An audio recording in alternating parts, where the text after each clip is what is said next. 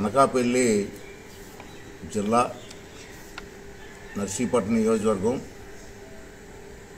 గొల్లుగొండ మండలం కొత్తవేళ్ళ ఎల్లవరం గ్రామంలో 14వ తారీఖున దారుణమైన సంఘటన జరిగిన సందర్భం చూసాం. వీడియోలో కూడా వచ్చింది, సోషల్ మీడియాలో చూసాం. అక్కడ వెంకటలక్ష్మి గారు అని చెప్పి బీసీ కులస్తురాలు, చెట్టిబలిజ కులానికి సంబంధించిన వ్యక్తి.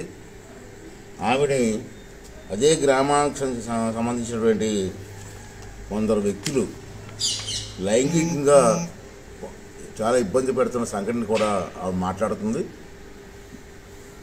ఆ సెక్స్లో పాల్గొమని చెప్పి ఒత్తిడి తీసుకొస్తుంటే ఆమె అంగీకరించలేదని చెప్పి కక్ష కట్టి ఆమె ఇల్లుని ధ్వంసం చేశారు ఈ వైఎస్ఆర్సీపీ నాయకులు కొంతమంది పెద్దలతో సహకారంతో.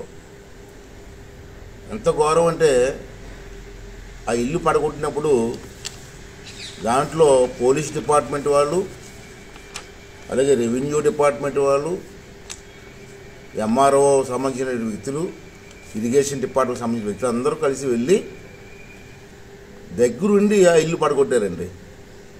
గ్రామస్తులు అడ్డుకున్నా సరే వినకుండా అక్కడ ఉన్నాయి 10 ఇల్లు వరకు కూడా రోడ్ సైడ్ వేసుకున్న పేదవాళ్ళు 25 సంవత్సరాల నుంచి కూడా ఇంట్లోనే ఉన్నారు. ఇంటి పన్ను రసీదు ఉంది, కరెంటు బిల్లు ఉంది, అన్నీ కూడా ఉన్నాయి. అన్నీ కూడా క్లియర్గా రేషన్ కార్డు ఉంది. ఇన్ని ఉన్నప్పటికీ కూడా ఆ పేదవాళ్ళు ఇల్లు పడగొట్టవలసిన అవసరం ఏముందండి? అంటే ఎవరో పెద్దవాళ్ళు ఫోన్ చేస్తే ఇష్టం వచ్చినట్టు చేసేటమైనా ఒక దారుణం జరుగుతున్నప్పుడు పోలీసులు కానీ అధికారులు కానీ వెళ్ళి వాళ్ళని కాపాడాల్సిన బాధ్యత ఉంది. అలాంటిది పోలీసులు అధికారులు కలిసి ఆ ఇల్లుని పడగొట్టడం 14వ తారీఖు జరిగింది. ఆమెకు షెల్టర్ లేదు పాపం, అది చిన్న పాక. ఆ పాకలోనే 25 సంవత్సరాలు పెట్టి ఉంటున్నారు. వీళ్ళు గుళ్ళో ఎక్కడ పెద్దలంతా కలిసి అందాక షెల్టర్ ఏర్పాటు చేశారు, అది వేరు. 14వ తారీఖు జరిగితే నిన్నటి వరకు యాక్షన్ లేదు. ఎందుకు యాక్షన్ ఉంటుంది? ఉండదు. నాకు తెలిసి అయితే అధికారులే ఈ విధంగా దౌర్జన్యం చేశారు కాబట్టి యాక్షన్ ఉండదు.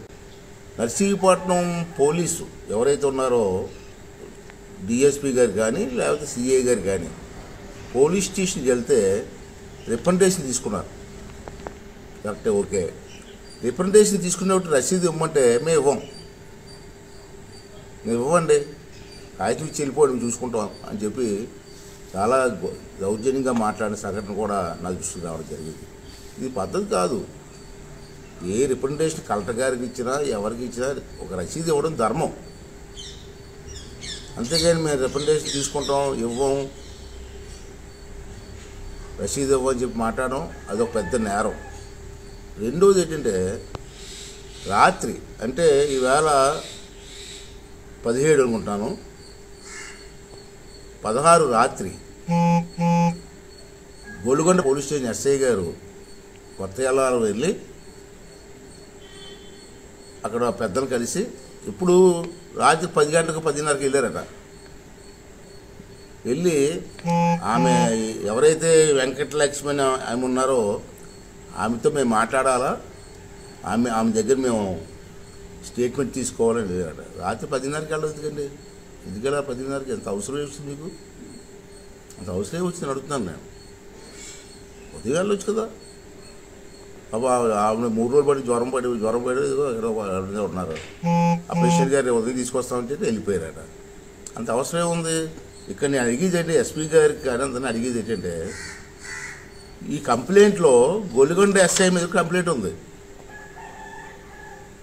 కంప్లైంట్లోనే గొల్లుగొండ ఎస్ఐ మీద, అతని పేరేం పేరంటే గొల్లుగొండ ఎస్ఐ పేరేం పేరంటే నారాయణరావు. ఈ నారాయణరావు మీదే కంప్లైంట్ ఇచ్చారు.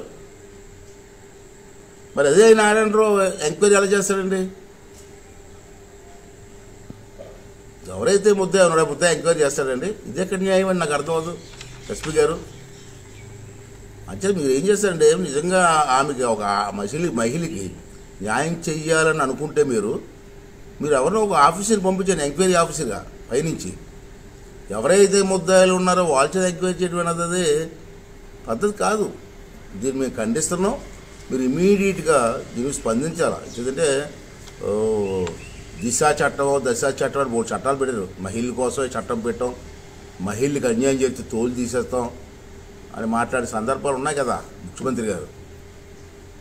మరి ఇంత అన్యాయం జరిగితే మీరు ఎందుకు స్పందించరండి? ఆ దశ చట్టాలు ఏమయ్యాయండి? మీ మహిళా పోలీసులు ఏమయ్యారండి? వీళ్ళందరూ కూడా ఎందుకు యాక్షన్ తీసుకోవట్లేదండి? రామోహన్ చైర్మన్ గారు ఎవరో మహిళా కమిషన్, మహిళలకి ఎక్కడ అన్యాయం జరిగితే అక్కడ ఉంటాను నేను అంటది ఆవిడ. వాసిరెడ్డి పద్మావతి గారు ఎవరో చాలా ఎక్కువ మాట్లాడుతుంటుంది. మాటలు ఎక్కువ, చేసి తక్కువ. ఏమో మరి కనపడలేదు మీకు పద్మావతి గారు, మహిళా కమిషన్ గారు? ఒక మహిళ మీద ఇంత అన్యాయం జరిగితే మీకు కనపడలేదండి? స్పందించరా అండి?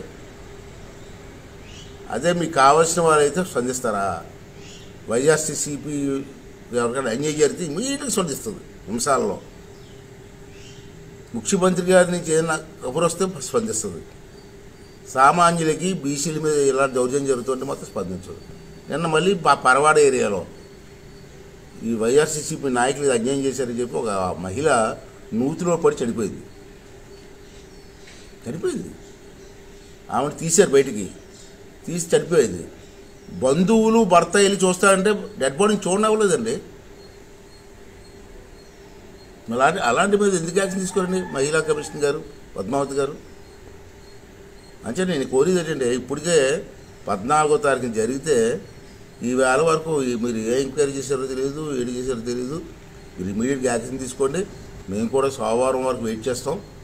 సోమవారం వరకు మీరు కూడా ఎవరో అధికారులు కానీ ఎవరు స్పందించబోతే దీంట్లో ఉన్నటువంటి ఎవరైతే పోలీస్ ఆఫీసర్లు ఉన్నారో, అలాగే జేఈ ఇరిగేషన్ డిపార్ట్మెంట్ వాళ్ళు ఉన్నారో, తర్వాత రెవెన్యూ వాళ్ళు ఉన్నారో, ఆ తర్వాత అక్కడ పంచాయతీకి సంబంధించిన కొంతమంది అధికారులు ఉన్నారని తెలుస్తుంది. విలేజ్ రెవెన్యూ ఆఫీసర్ గుండుపాల అందులో వీళ్ళందరూ కూడా ఉన్నారు. సుమారు ఒక 5-6 మంది అధికారులు దీంట్లో ఇన్వాల్వ్ అయి ఉన్నారు. సోమవారం లోపున ఏదో కఠినమైన చర్యలు తీసుకోవాలా, లేదంటే మేము ఈ అధికారులందరి మీద కూడా నేను కోర్టుకి వెళ్ళవలసి వస్తుందని కూడా ఈ సందర్భంగా చేస్తాం. వదలబెట్టాం. ఇంత అన్యాయం జరిగితే కళ్ళ ముందు అధికారులు స్పందించకపోతే మేము ఎందుకు ఊరుకోవాలండి? మేము ఊరుకునే ప్రసక్తి లేదు. అంటే కోర్టులో కూడా ఈ కేసులు వేయడం సిద్ధంగా ఉన్నాం. ప్రైవేట్ కేసు వేస్తాం. ఈ ప్రైవేట్ కేసులో ఈ అధికారులందరినీ కూడా ఇన్వాల్వ్ చేస్తాను. నేను వదిలిపెట్టి ప్రసక్తి లేదు. అదే ఎమ్మెల్యే ఫోన్ చేసేయడం, ఎమ్మెల్యే మంత్రి ఫోన్ చేసేయడం ఇష్టం చేస్తారండి. న్యాయం ధర్మం లేదా? ఒకసారి ఎస్పీ గారిని, కలెక్టర్ గారిని అందరూ కూడా మీటింగ్ స్పందించాలి. లేకపోతే నేను సోమవారం తర్వాత ఎట్టి పరిస్థితుల్లో కూడా వదిలిపెట్టి ప్రసక్తి కోర్టులో ప్రైవేట్ కేసు వేస్తాను కూడా ఈ సందర్భంలో మనం చేస్తాం. రెండోది ఏంటంటే, ఇప్పుడు ఆల్రెడీ పోలీసులు ఈ వెంకటలక్ష్మి గారి కుటుంబాన్ని బెదిరించి మళ్ళీ స్టేట్మెంట్ మార్చాలని చూస్తున్నట్టు మాకు మెసేజ్లు వస్తున్నాయి. అది పద్ధతి కాదు. తప్పు చేసేసి మళ్ళీ బెదిరిస్తారా? ఇదేం పద్ధతి అండి? పైగా రికార్డింగ్ చేసేటప్పుడు వాళ్ళకి కావాల్సింది రికార్డింగ్ చేస్తారు, వాళ్ళకి అవసరం లేనిదే రికార్డింగ్ ఆఫ్ చేస్తున్నారు.